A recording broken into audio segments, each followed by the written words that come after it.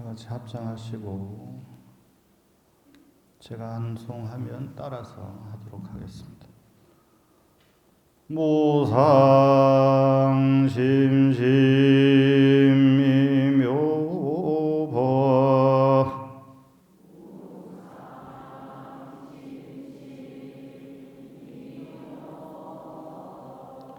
백천만금 난조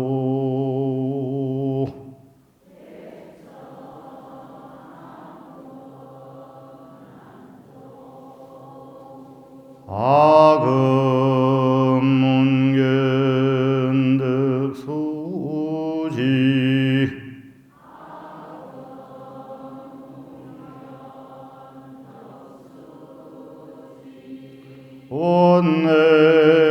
원내열의 진실의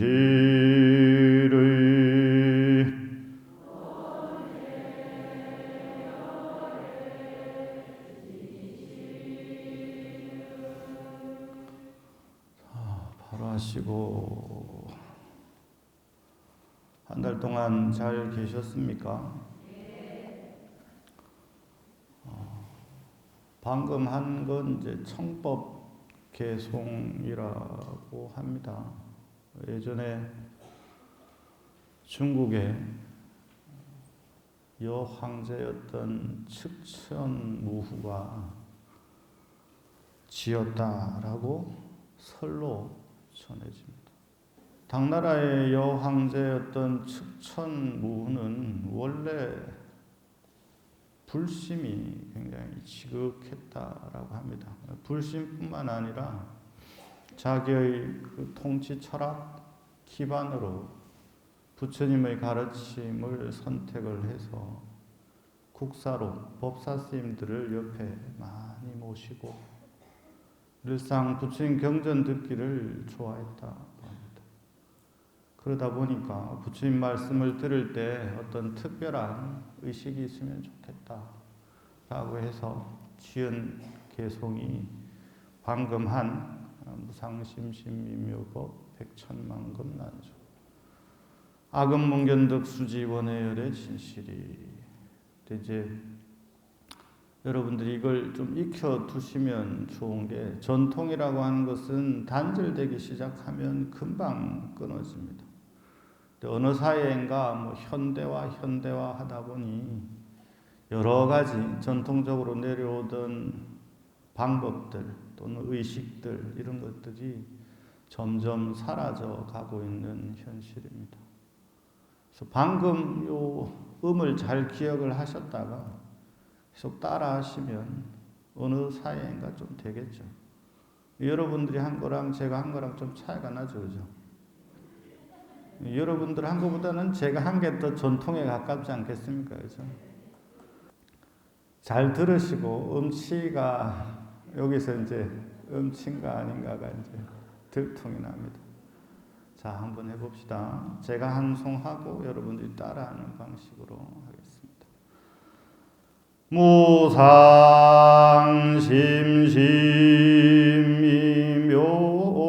무상심심이묘법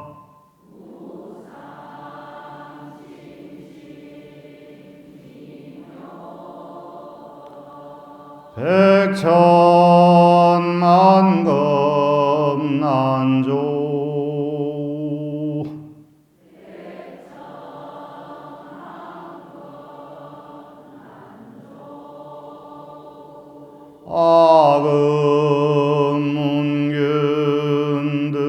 아금문견득수지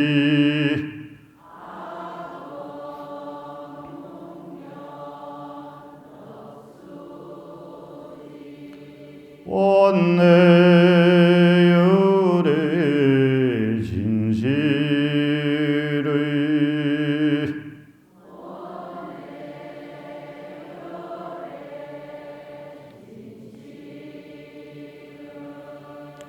자, 이제 여러분들을 음치로 판정이 났습니다.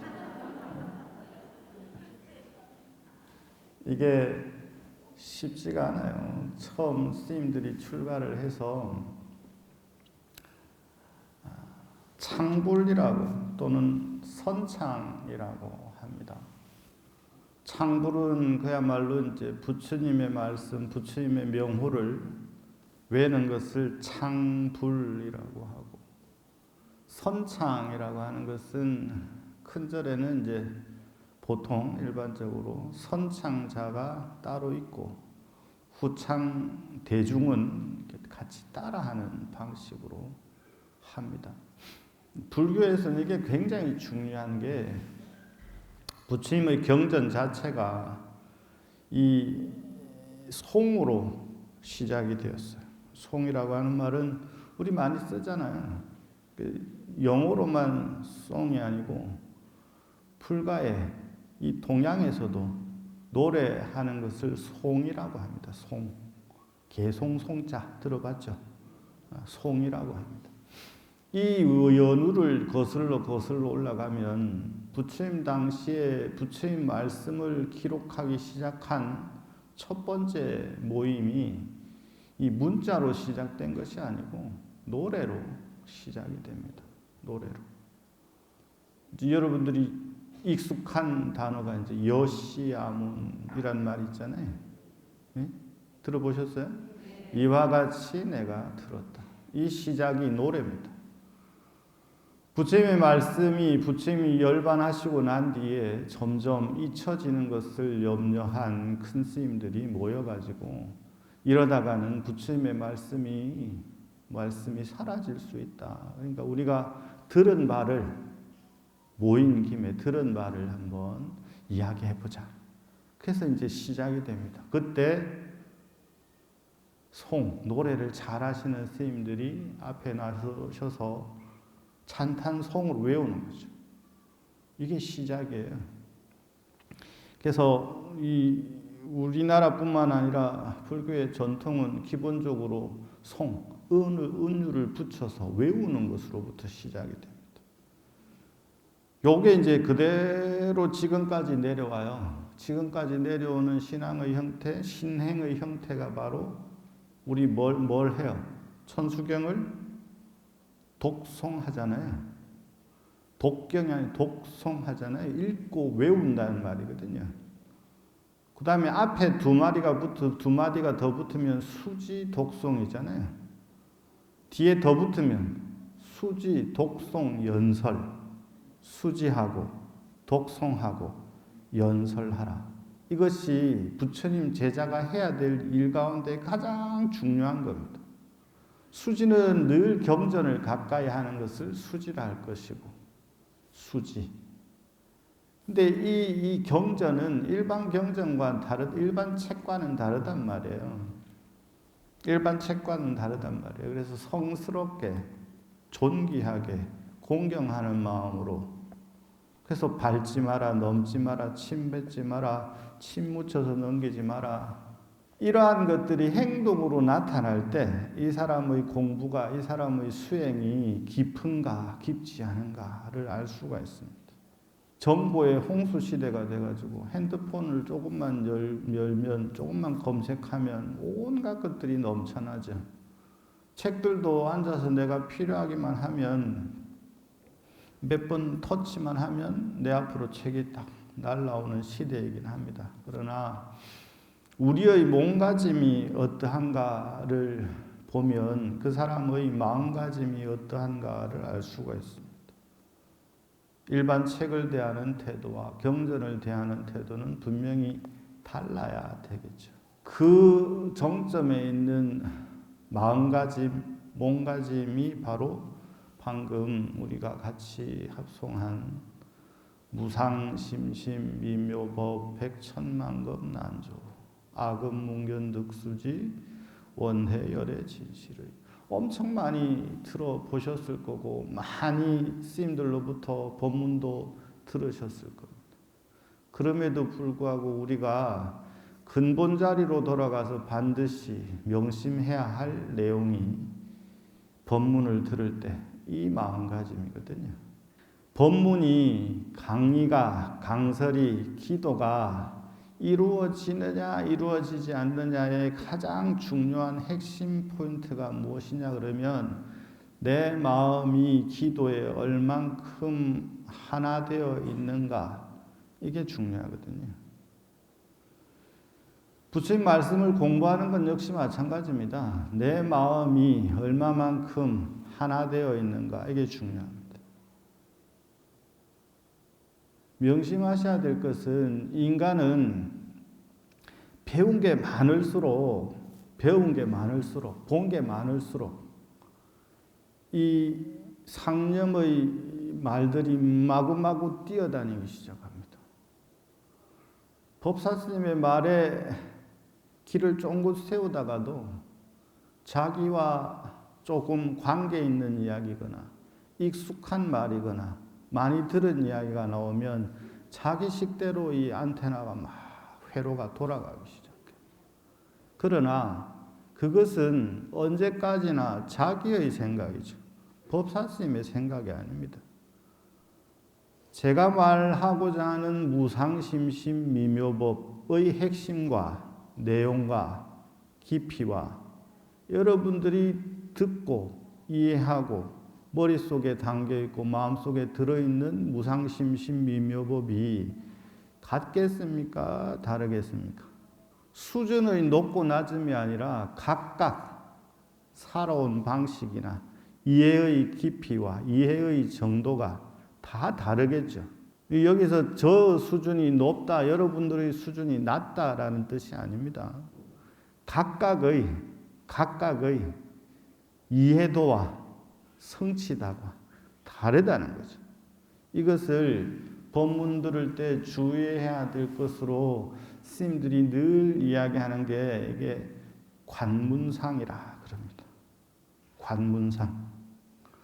관자는 익숙할 관자거든요. 문자는 무슨 문자겠어요? 듣다.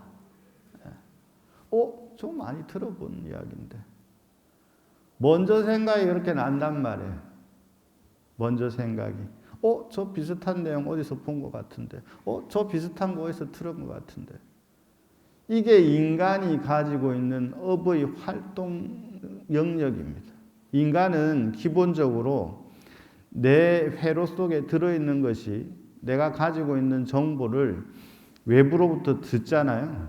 그러면 이 회로가 막 분석을 시작해요.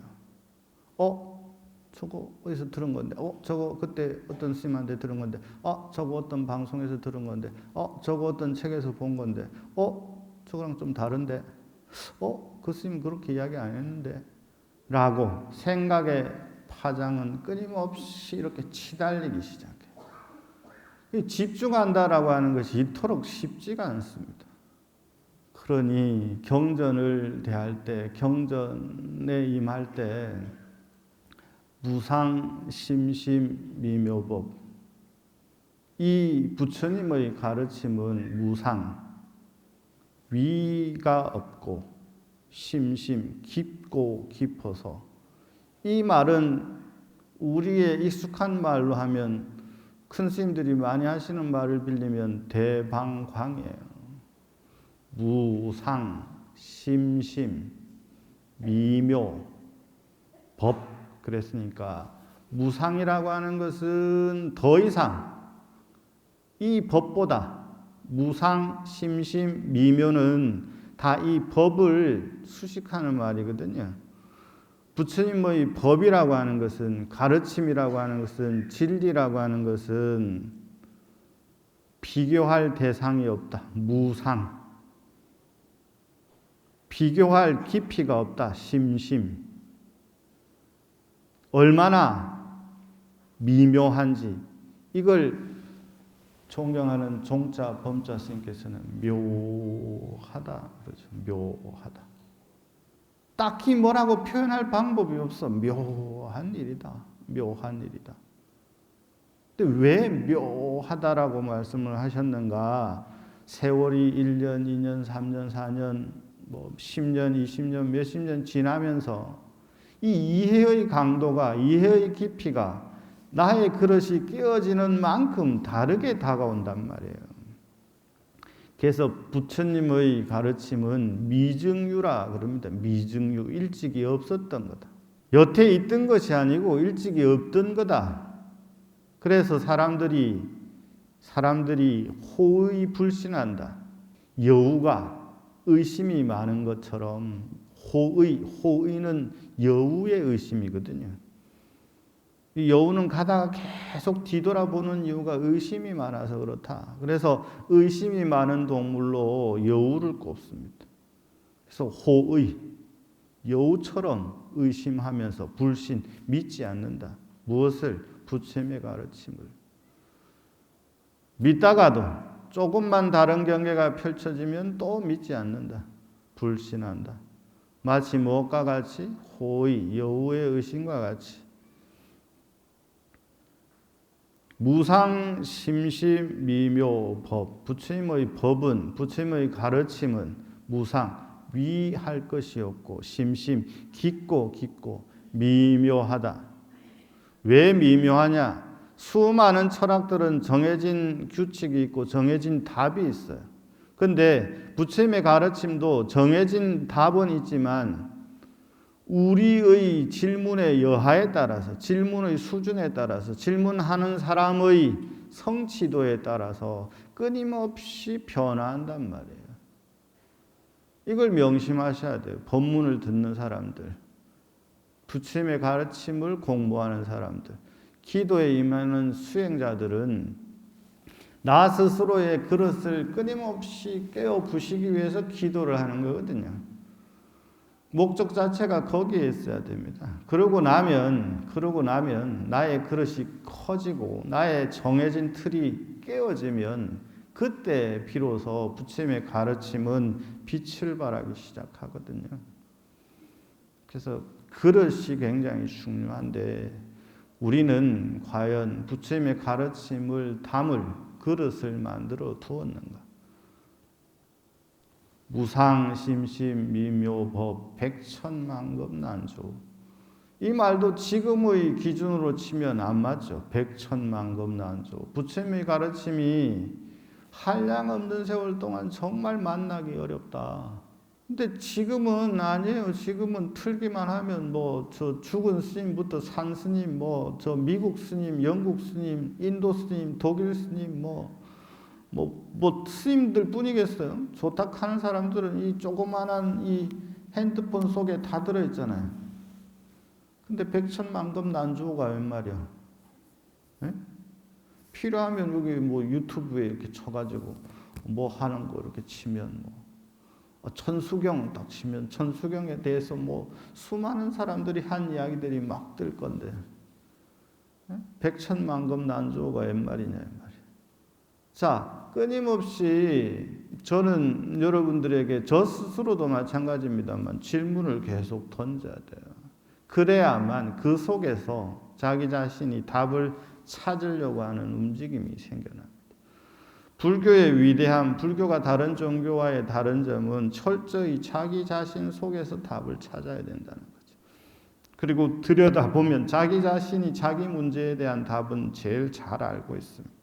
단지 그것을 누군가에게 확인받고 싶어하는 성향을 가진 것이 중생일 뿐이죠.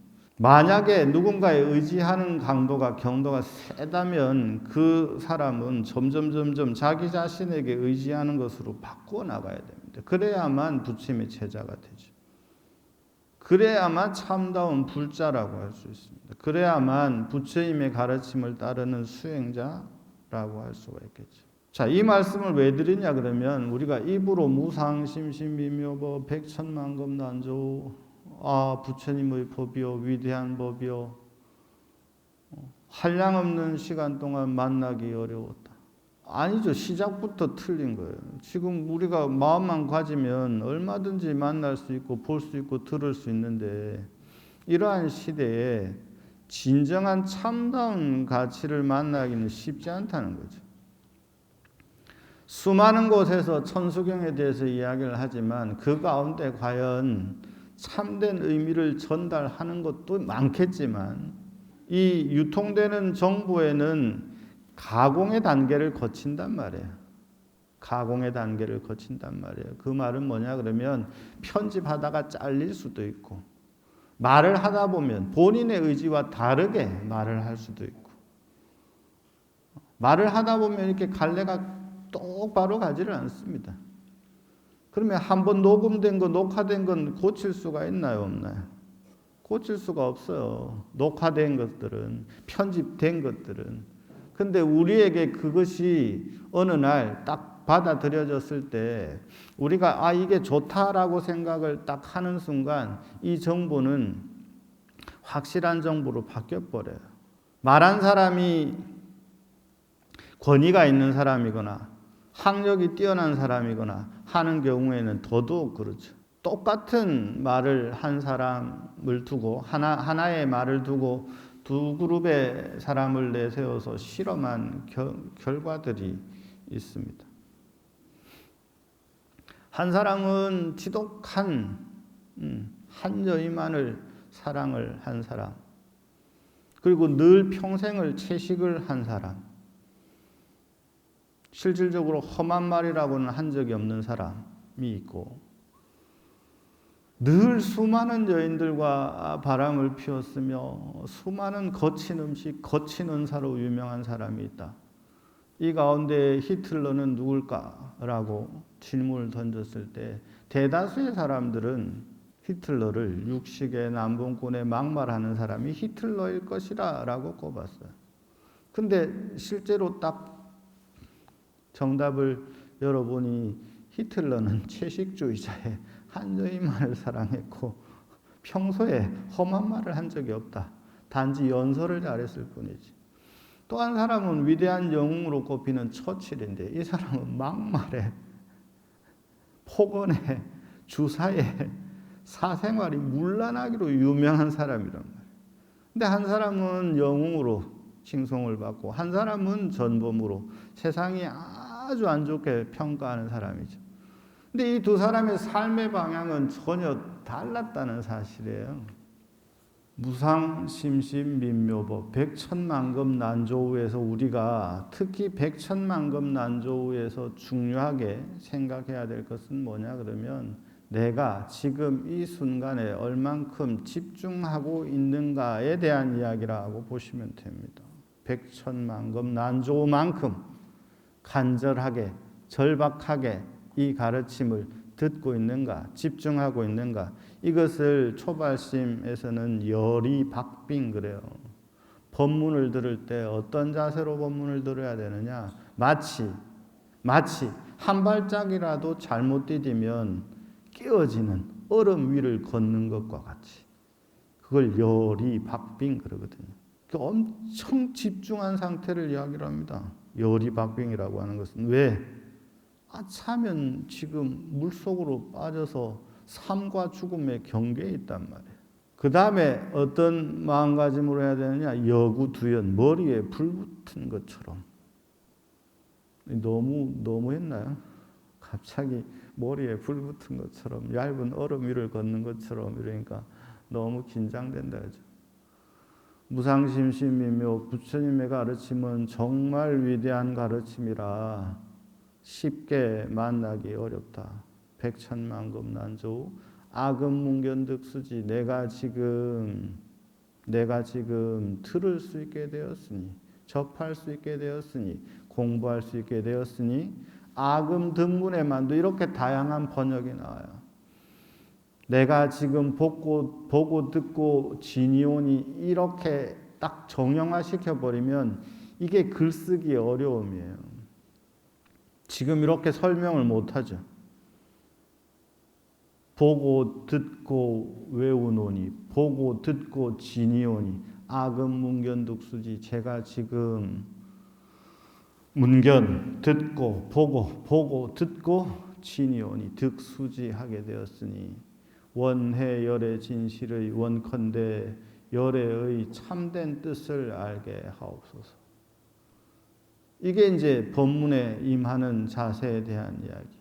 이걸 어떤 큰 스님께서는 뭐라고 표현하셨냐 그러면 부처님의 가르침은 기도의 가장 핵심은 정성성자다 이렇게 말씀하시더라고요. 이걸 다른 식으로 표현하면 앞전에 말씀드린 지심정래 공양, 일심정래 마찬가지예요. 지심정래 마찬가지예요. 이 마음으로, 지극한 마음으로, 간절한 마음으로, 한결같은 마음으로. 어디에 대한 간절한 마음, 한결같은 마음이어야 하느냐? 진리에 대한, 부처님의 가르침에 대한 마음이어야 된다. 그러면 이때 우리의 마음이 끊임없이 업이 작용을 하던 것이 요때 여기에 초점을 딱 맞추는 순간 뭐가 되냐 그러면 선용기심이 돼요. 선용기심. 그 마음을 좋은 쪽으로 작용하게 하라. 우리의 마음은 끊임없이 작용하는 특성을 가지고 있는데 이 특성이 중생은 중생의 업으로 계속 작용을 해요. 중생의 업으로. 그래서 어디에 집중할 때 공부할 때는 천하 부처님 닮은 모습을 하다가도 조금만 그 상황이 바뀌거나 다르게 전개되면 마치 지옥의 야차와 같은 모습을 보이는 거예요. 이게 업의 힘이거든요. 이게 업력이라 그래요. 업의 힘이 강하면 강할수록 부처님의 가르침을 설명할 때 우리의 업이 마치 이 꼬여져 있는 철과 같다, 용수철과 같다라고 이야기를 해요. 그래서 이렇게 업이라고 하는 것은 평소에 이렇게 말려 있다가 어느 순간이 되면 이렇게 서서히 내가 어떤 마음을 쓰느냐에 따라서 이게 펴진단 말이에요. 근데 평소에 얼마만큼 집중하고 수행했느냐에 따라서 되돌아가는 강도가 다르게 전개된다는 거죠. 자, 내가 이 상태에서 중생으로 있다고 합시다. 그러면 내가 기도를 통해서 이 업력을 끊거나 해결하려고 막 땡긴다 해요. 요 땡기는 과정이 뭐 100일 기도도 좋고 1000일 기도도 좋고 다란이도 좋고 어떤 기도를 할 때 이렇게 막 땡겨지다가 다란이를 딱 놓는 순간, 기도를 딱 마치는 순간 다시 돌아가는 강도가 각각의 업의 힘이에요. 각각의 업의 힘. 그러니까 내가 얼마만큼 큰 애고를 가지고 있느냐, 업력을 가지고 있느냐에 따라서 기도의 강도가 각각 다르게 전개된다는 거죠. 내가 가지고 있는 업의 힘과 여러분들이 가지고 있는 업의 힘과 또 각자의 업의 힘이 각각 다 다를 거란 말이에요. 각각 다 다를 거란 말이죠. 이 부처님의 수행은 나의 업이 어떻게 형성되어 있는가를 아는 것으로부터 시작이 돼요. 그래서 천수경의 첫 번째 첫머리에 뭐가 나와요? 정구업진언이 먼저 나오잖아요.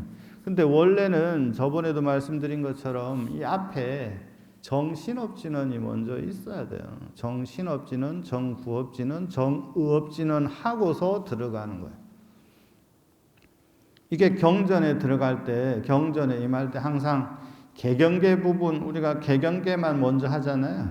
반야신경, 금강경 읽을 때 개경계하고 옴 아라나 마라다 하고 개법장지는 하고 나서 들어가잖아요. 근데 원래대로 하면, 원래 법칙대로 하면 그 앞에 신구의 삼업을 맑게 하고 도량을 정리하고 이것으로부터 시작이 된다는 거죠.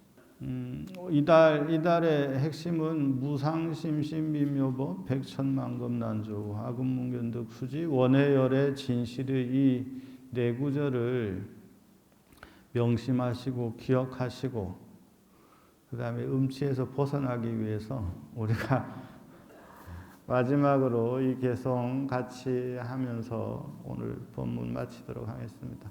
합장하시고요. 제가 선창, 여러분들이 합창하도록 하겠습니다. 무상심심미묘법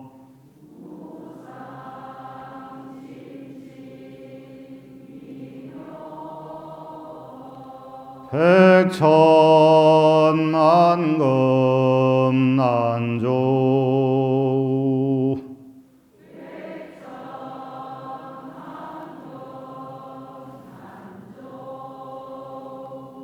아금문견득 수지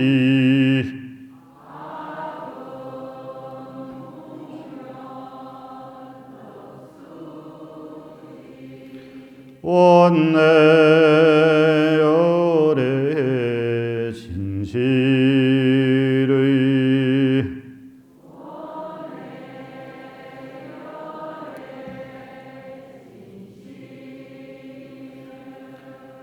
하다 보면 금생에는 될 것이라 생각을 하겠습니다. 다음 달에 뵙겠습니다.